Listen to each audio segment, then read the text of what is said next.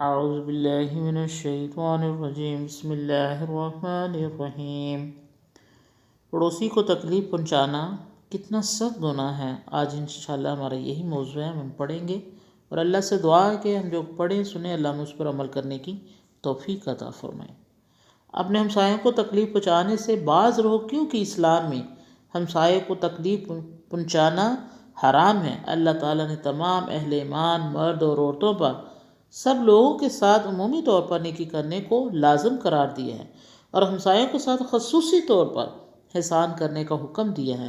ایک اسلامی معاشرہ الفت اور محبت کا ہوگر معاشرہ ہونا چاہیے اور یہ احسان کیے بغیر کسی طرح بھی ممکن نہیں۔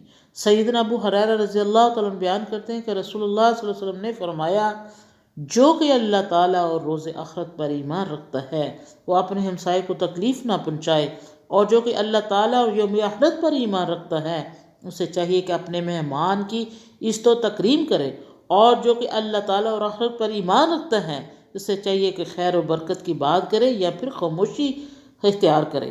رسول اللہ صلی اللہ علیہ وسلم نے فرمایا، جو کہ اللہ تعالیٰ اور یوم آخرت پر ایمان رکھتا ہے اسے چاہیے کہ اپنے ہمسائے سے نیک رویہ رکھے۔ نبی کریم صلی اللہ علیہ وسلم نے یہ بھی ارشاد فرمایا ہے، اللہ کی قسم وہ ایمان نہیں رکھتا، اللہ کی قسم وہ ایماندار نہیں، اللہ کی قسم وہ صاحب ایمان نہیں۔ صحابہ اکرام رضی اللہ تعالیٰ نے دریافت کیا، یا کون ہے یا رسول اللہ؟ آپ نے جواب ارشاد فرمایا، وہ آدمی جس کا ہمسایہ اس کی تکلیفوں اور فتنوں سے امن میں نہ رہے۔ امام احمد رضی اللہ تعالیٰ نے یہ الفاظ بھی ذکر کی ہیں۔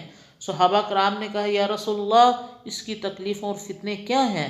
آپ نے فرمایا، اس کا شر اور برائی۔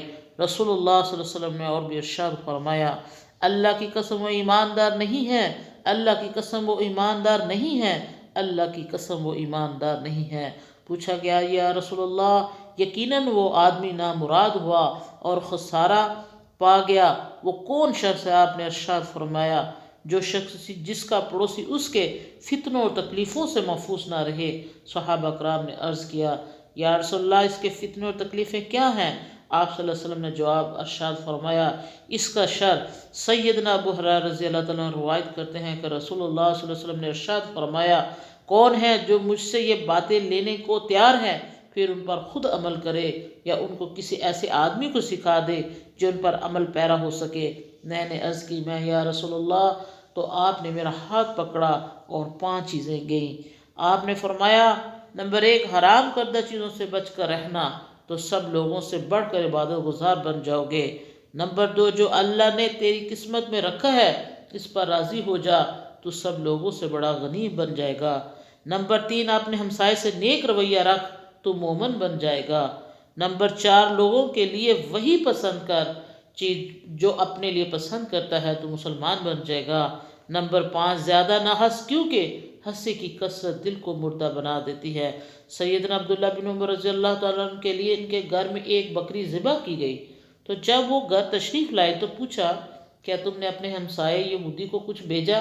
کیا تم نے ہمارے یہودی ہمسائے کو کوئی حصہ بھیجا؟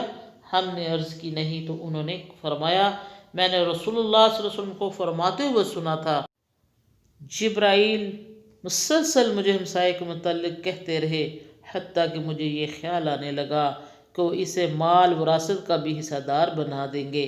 تو یاد رکھیں کہ ہمسائے 3 طرح کا ہوتا ہے۔